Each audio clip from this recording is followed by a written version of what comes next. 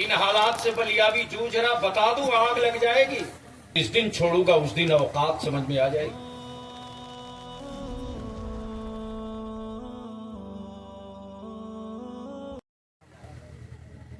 उसके लिए जमीनी सतह पे लड़नी पड़ती है। बड़े कड़वे कड़वे घोट गैरों के पीने में कोई दर्द नहीं होता, लेकिन अपने लोग जब तीर मारते हैं तो बड़ा खलता है। अगर यही हालात रहे तो बलियाबी सियासत को थूक देगा। और कितने कब्रिस्तान बिहार में वक्त थे मालूम है? मालूम है तेरा?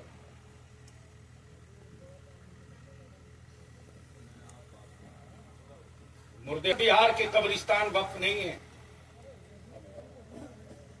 ये 8000 कब्रिस्तानों की घेराबंदी ऐसे नहीं हुई है। बलियाबी को बहुत कुर्बानी देनी पड़ी है। उसके बावजूद भी आप कहें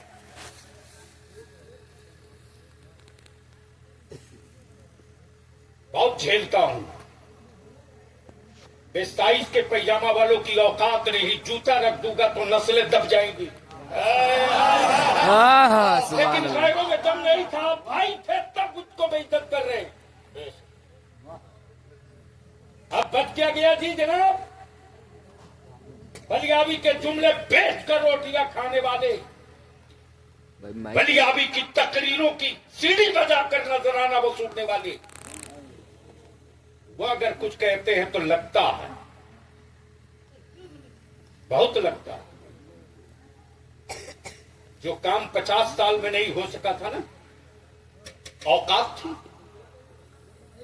मदरसे के फारिगीन के, मदरसा बोर्ड के फारिगीन को कॉलेज स्कूल के सनद के बराबर करा देता। किसकी देन? कौन किया? आज स्कूल कॉलेज में बच्चे जो फौकानिया मौलवी की सनद पे जा रहे हैं, ये किसकी देन है? लेकिन ये किसी को एहसास नहीं। एक जुमला शुक्रिया का नहीं।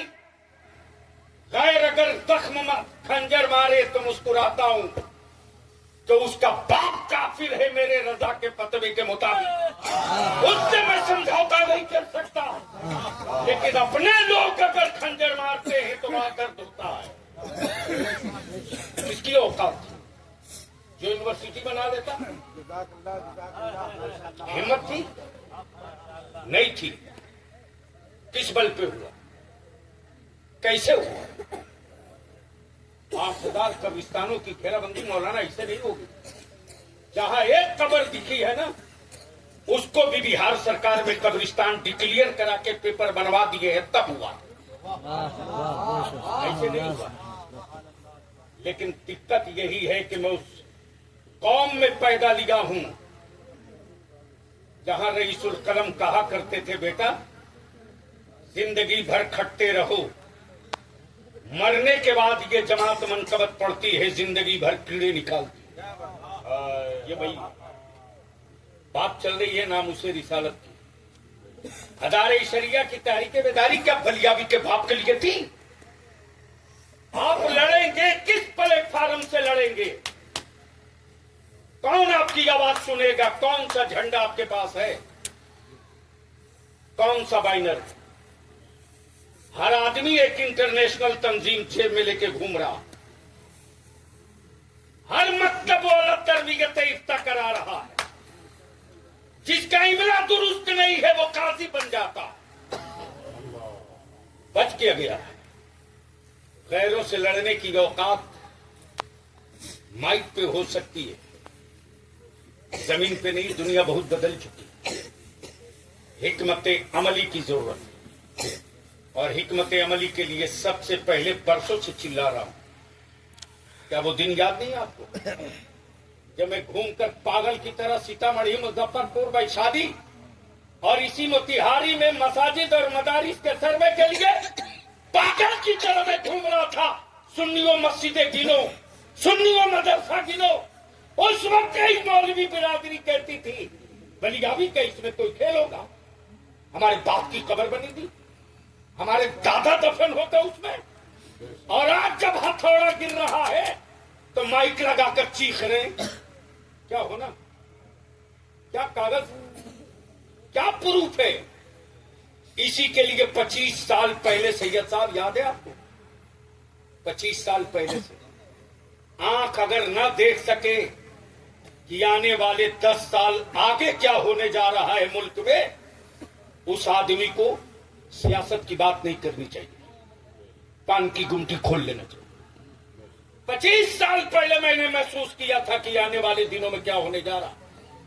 25 साल पहले डायरेक्टरी बनाने के चक्कर में था कि उसका कागज जमा कर, पेपर जमा कर, ताकि आने वाले दिनों में वो दस्तावेज हो जाए।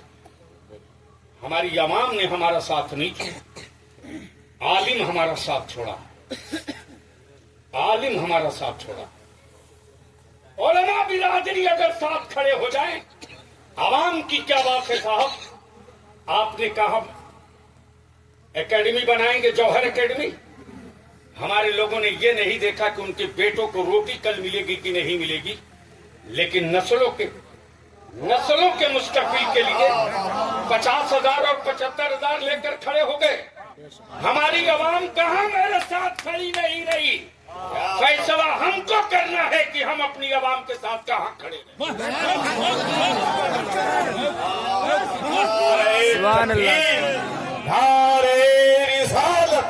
फैजाने कायदे अहले सुन्नत अताए मुफ्ती आज़म हिंद हुजूर गाज़ी मिल्लत अल्लामा गुलाम रसूल साहब क़िबला बलियाबी।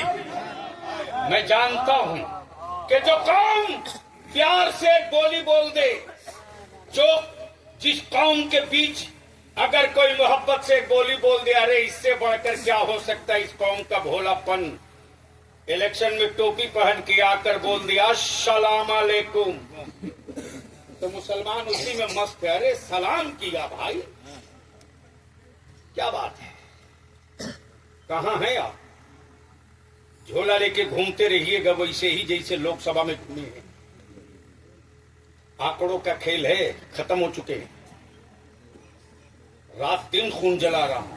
मैं जो हाजिर हुआ था ये था, हज़रत अल्लामा खाली साहब से भी मैंने अर्ज किया कि मेरे साथ थोड़ी दिक्कत है। मैं तो अपनी जमात का झगड़ा सलटाते सलटाते पागल बन चुका।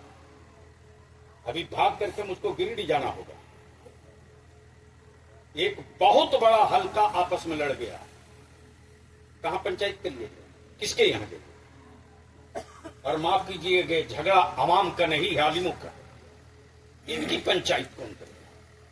मुफ्ती शहरिया है कोई जो कर दे, इसलिए कि कोई हजरत किसी से कम है। कोई एक तो बता दीजिए जिसके पीछे चलना हो, हम भी तैयार हैं। मत चलिए मौलाना खालिद के पीछे, मत चलिए डॉक्टर अमजद के पीछे, छोड़िए बलियाबी को। मोतिहारी में ही किसी को तय कर दीजिए कि इनके पीछे चलना है, हम भी झंडा लेके चले। एक आदमी निकाल दीजिए, एक आदमी निकाल दीजिए। अहले सुन्नत का हर घर से मैं नौजवान निकाल दूंगा। अहले सुन्नत का एक एक बच्चा निकल जाएगा। इसलिए कि मैं जानता हूं कि जो भोली कौम दुनिया के सियासी पार्टियों का झंडा लेकर अपने खरच से निकल सकती है, इस कौम को मुस्तफा की अजमत समझा दो तो ये कौम झंडा लेकर के नहीं, अपने नबी की रिफात के लिए सरों को झंडा बना कर तकबीर नारे रिसालत तहफ्फुज़े नामूसे रिसालत। लेकिन किस बाइनर के तले? कौन सा बाइनर आपका होगा? किसकी आवाज हुकूमत सुनना चाहती है? इसी जगह पटना में सारी जमात के लोग सर जोड़ के बैठे।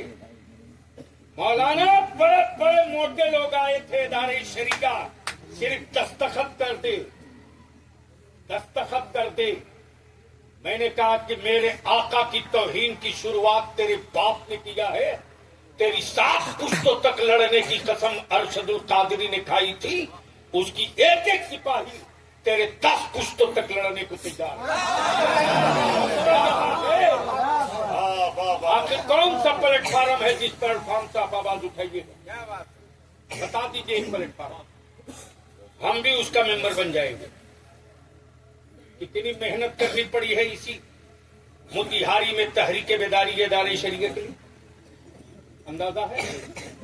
नहीं, अभी शुरू होने जा रही है तहरीके बेदारी। अब तक काजी साहब तकरीबन 20 खतीबों को फोन कर चुका हूं, 20।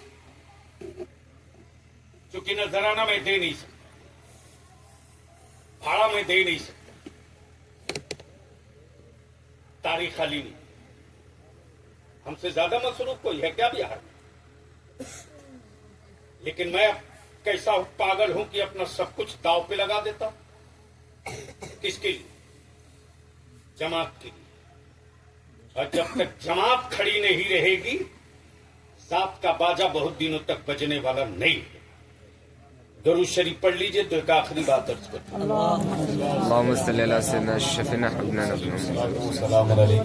अगर याद हो तो आवाज़ बुलंद पढ़ लीजिए। अल्लाहुम्मा रब्ब मुहम्मद इबाद वल जुद वल करम बारिक वसल्लम सल्लल्लाहु अलैहि वसल्लम। सलातुम व सलाम अलैका या रसूलल्लाह सल्लल्लाहु अलैहि वसल्लम। बस थोड़ी सी गुफ्तगू का एक छोटा सा हिस्सा समाप्त कर। दुनिया में कोई एक हकीम बता दीजिए, कोई एक डॉक्टर बता दीजिए। ये हमारे हातिम बाबू कहाँ कि चले गए? जो जमीन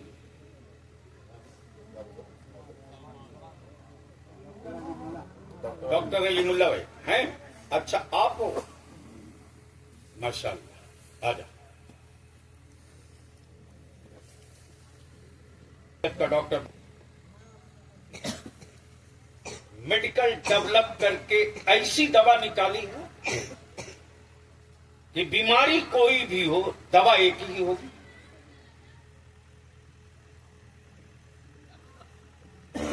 मरज कोई सा भी हो, दवा एक होगी।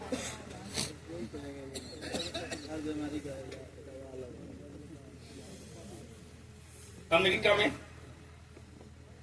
इटली में, दुनिया के किसी भी कंट्री के मेडिकल साइंस ने अब तक कोई ऐसी रिसर्च न की कि बीमारी कोई भी हो, दवा एक होगी। यानी जमीन आसमान के कुलाबे मिला दिए, अल्ट्रासाउंड निकाल लिया, सीटी स्कैन भी निकाल लिया, कैमरे के जरिए पेट के अंदर देखने की सलाहियत भी पैदा कर दी। लेकिन अब तक कोई एक दवा इसी न बना सके कि हर बीमारी के लिए एक ही दवा हो। लेकिन वो हमारे पुराने बड़े बुजुर्ग कोई पागल थोड़ी थे माज़अल्लाह।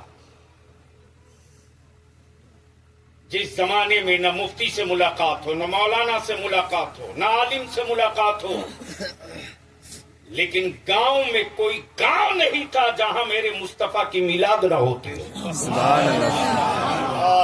माशाअल्लाह, माशाअल्लाह। मौलाना नहीं है फिर भी मिलाद हो रही है, मुफ्ती साहब नहीं है फिर भी मिलाद हो रही है।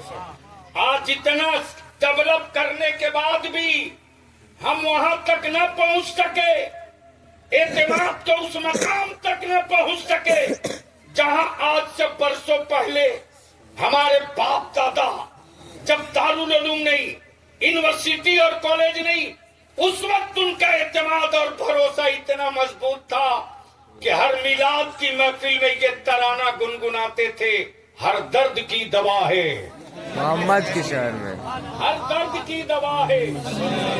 जोर से, हर दर्द की दवा है, ताबीज़े हर बला है। ये वही सल्ले अला है जो हर बीमारी का इलाज। हम अपने इस नौजवान के इस्तकबाल पर अब जरूरतें उठती है कि डॉक्टर साहब मेडिकल कॉलेज क्यों नहीं, इंजीनियरिंग कॉलेज तो नहीं, ये गर्ल्स जौहर एकेडमी क्यों, बच्चियों के लिए क्यों? सवाल है। आपके दिमाग में भी बात कूद रही होगी कि इस वक्त जरूरत है डॉक्टर की, इंजीनियर की, आईएएस की, आईपीएस की, आईएफएस की। बता दो, मुसलमान तो पढ़ता भी नहीं है ना, इसको सिर्फ सुनने आता है, पढ़ने नहीं आता। और मौका मिल जाए तो सिर्फ बोलने आता है, कुछ करने नहीं आता। इसी 27 नवंबर को बिहार स्टेट सर्विस कमीशन का रिजल्ट आया। 29 मुसलमान के बच्चे क्वालिफाई किए हैं, 29। ये आसानी से हुआ है क्या? बलियाबी ने बहुत सारी चीजों को कुचला है अपने जूते से, वरना आज भी बलियाबी किसी न किसी हाउस में रहता है। यहां ढेर ग्राहक घूम रहे कि तुम हां कहो तो मैं तुझको भेज दूं, लेकिन मैं जानता हूं कि फर्द के भलाई के लिए नस्लों का कत्लेआम नहीं होने दूंगा। आज जितना पीसफुल्ली सुकून के साथ हम हैं, पूरे मुल्क का हम ठेका नहीं ले सकते, हमारी औकात ये नहीं है। लेकिन जितना पीसफुल्ली शान के साथ हमारे यहां बिहार में लोग हैं, इसको भी रौंदने नहीं दूंगा। जब तक सांस बाकी रहेगी चीख करके अपनी नस्लों को जगाते रहूंगा। मर्जी आपकी, जो चाहो करो, लेकिन मैं जानता हूं कि दुनिया अब आपके पास आने वाली नहीं है। वो दिन लद गए जब आप कहते थे कि मेरे बगैर कोई नहीं। अब क्लियर हो गया कि आपके बगैर सब हो सकता, इसलिए अपने दिमाग से गलतफहमी निकाल दीजिए। जमाना तौल चुका है पत्थरों से मेरी हैसियत को, जमाना तौल चुका है मेरी औकात को। इसलिए मैं डॉक्टर साहब से एक बात की गुजारिश करूं, ये आबादी अल्हम्दुलिल्लाह नहीं बस रही, और आपकी बड़ी कुर्बानी, एक एक फर्द की कुर्बानी, जिसने एक अच्छी बात कही उसकी भी कुर्बानी, जिसने अच्छा सोचा मदद न की उसकी भी कुर्बानी। लेकिन 10-20 साल का नक्शा बनाने के कायल हम नहीं। एक बाप जब मकान बनाता है तो कम से कम पोते तक को देखकर बनाता है। बोलो बात सही है कि गलत? अरे जोर से बोलो ना। मौलाना नाम भूल गया हूं, हजरत मौलाना मुफ्ती रजाउल्लाह साहब नक्शबंदी, नायब काजी हमारे। मैं मसरूफ हो सकता हूं, गाफिल नहीं हो सकता। ये और सी बात है, हमारे मुफ्ती खालिद साहब भी कभी कभी कहते हैं कि फोन नहीं उठता है, बात सही है। आज भी आपके गुजरात से परसों से फोन आ रहा, उठा ही नहीं पा रहे। सांस लेने को फुर्सत मिले जब तक कुछ सोचे। इत्तेफाक से देखा तो बैठ गया। मुफ्ती साहब, आपके वालिद साहब मकान बनाए कि नहीं बनाए? तो सिर्फ आपके भाइयों तक को देखकर बनाए या आपकी औलादों को भी देखकर बनाए? यानी हर बाप की ख्वाहिश होती है कि पोता तक के लिए इंतजाम करो। बोलो बात सही है कि गलत? अरे जोर से बोलो ना। सही बात है। तो एक जनरेशन में 150 साल, बाप की उम्र 75 साल, बेटे की उम्र भी 75 मान लो, और पोते की भी उम्र 75 मान लो, तो कितना हो गया? 749, 200, अरे बोलो ना भाई, मौलवी का 225। यानी एक बाप चंद हाथ जमीन पर घर बनावे तो 225 साल आगे देखकर बनाता है। डॉक्टर साहब, ये जौहर एकेडमी की जो बुनियाद अभी पड़ रही है, ये 225 साल की मियाद पर नहीं है। और ये जो नई आबादी बस रही, तो जब नई आबादी बस रही है तो कम से कम 700 से 800 साल का नक्शा हमारे सामने होना चाहिए। बोलो सही है कि गलत है? अरे जोर से बोलो, सही है कि गलत है? वरना बलियाबी उस दौर से मोतिहारी को देख रहा है जिस दौर में कोई हजरत दिखाई नहीं देते थे। वही खुदा नगर है, बिल्कुल वही खुदा नगर है और वही अंजुमन इस्लामिया है। जब 35 साल पहले बलियाबी आया था 12 रबीउन नूर में, रात को 1:30 बजे पहुंचा था। 1:30 बजे मेरे मुफ्ती आजम के एक मुरीद थे हाजी सुल्तान, बलवा पर मकान था। उस जमाने में मोबाइल नहीं था, कानपुर से चले थे, देवरिया से जीप रिजर्व किया था 900 में। मालूम है ना जरा ना आपको कितना मिला था? 300 रुपया। 300 रुपया। जब हाजी साहब ने कहा, मैं कमेटी वालों को बोलता, मैंने कहा खबरदार, बिल्कुल नहीं। आज हमने बुनियाद डाली है, आज नफ्स पर हाथ रख दिया है, हर महीने जलसा करूंगा। और अल्हम्दुलिल्लाह मुझे खुशी है कि इसी मोतिहारी में एक ऐसा मुझको बाजू मिला जिसका नाम सलाउद्दीन खान था, जो काम बड़े बड़े हजरत न कर सके, एक गैर आलिम बाजू की तरह खड़ा रहा और 2 साल तक लगातार बलियाबी एक आलिम को ले करके इस मोहल्ले उस मोहल्ले उस मोहल्ले उस मोहल्ले लगातार जलसे होते रहे। और जब चारों तरफ से लोग जान गए कि हमको हमारे बाप दादा के अकीदे से हटाया गया है, तब हुजूर ताजुल शरिया को उतार दिया गया। तब पूरे मोतिहारी के हर इलाके में ये तराना छाती ठोक कर पढ़ा जा रहा, मुझसे खिदमत की कुत्ती मुस्तफा जाने रहमत। ये आसानी से नहीं हुआ है। मौलाना वो चाय वाला, इत्तेफाक से मैं एमपी हुआ था उस वक्त, मालूमा बलियाबी साहब आ रहे, माला लेके गया था सीधा था, और जब माला लेके गया तो कह रहा, आपको मैं बहुत चाय पिलाया हूं 3 बजे भोर में, मुझको याद आया हाँ यही है, इसलिए मैं अपने उलमा से हाथ जोड़ के विनती करके अर्ज करूंगा, हर दौर में आलिमों को कुर्बानी देनी पड़ी है, चाहे मुल्क की आजादी का मसला हो या दीन के तकद्दुस और दीन की हुर्मत का मसला। और हर दौर में दीन के लिए आलिमों को ही टकराना पड़ा है, सत्ता से आलिमों को ही टकराना पड़ा। हजरत सैयदना मुजद्दिद अल-फसानी किससे टकराए थे? किससे टकराए थे? बादशाह से टकराए थे। तो बादशाहों से टकराते रहना अंबिया के वारिस की पुरानी तारीख है और इसके लिए तैयार रहना पड़ेगा। अब प्लेटफार्म कौन सा आपके पास? कौन सा झंडा? किस प्लेटफार्म से आवाज उठाइए? इसके लिए सन 1968 में अकाबिरीन अहले सुन्नत ने एक प्लेटफार्म दिया जिसका नाम इदारी शरिया है। यह मदरसा नहीं है, माफ कीजिएगा। और नए फारिगीन को क्या पता कि इदारे शरिया क्या है? वो समझते हैं जैसे सब मदरसा वैसे वो भी। करीब जाइए तब बात समझ में आएगी। इसलिए मैं बाबू डॉक्टर साहब आपसे गुजारिश करूंगा, अपनी पूरी टीम को लेकर बैठे। मस्जिद है कि नहीं इस इलाके में? है।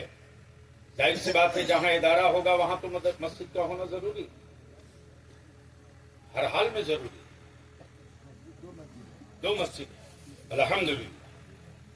जाहिर सी बात है, मस्जिद तो जमीन पर होती ही है, लेकिन मसला तो इमामत का होगा।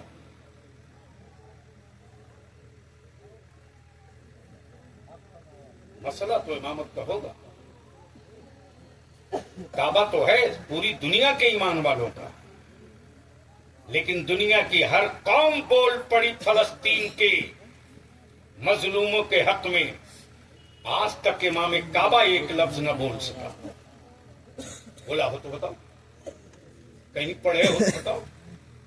लेकिन फिर भी झंडा लेके घूमते हैं, हम ही ठेकेदार हैं, हम ही ठेकेदार हैं। इसलिए मैं गुजारिश करूंगा कि जामिया जौहर गर्ल्स एकेडमी के बगल में जमीन का थोड़ा सा और इंतजाम हो जाए, ताकि उस पर एक मस्जिद भी हो जाए। और जब मस्जिद और दरसगाह दोनों आमने सामने हो, और जब मस्जिद और दरसगाह आजू बाजू में होगी, तो फिर उस वक्त इस पूरे खित्ते की क्या कैफियत होगी, उसको लफ्जों में बयान नहीं किया जा सकता, कैमरों में कैद नहीं किया जा सकता। मेरी गुजारिश थी जो मैंने आपके बीच रख दिया। मैं उम्मीद करूंगा कि इस पर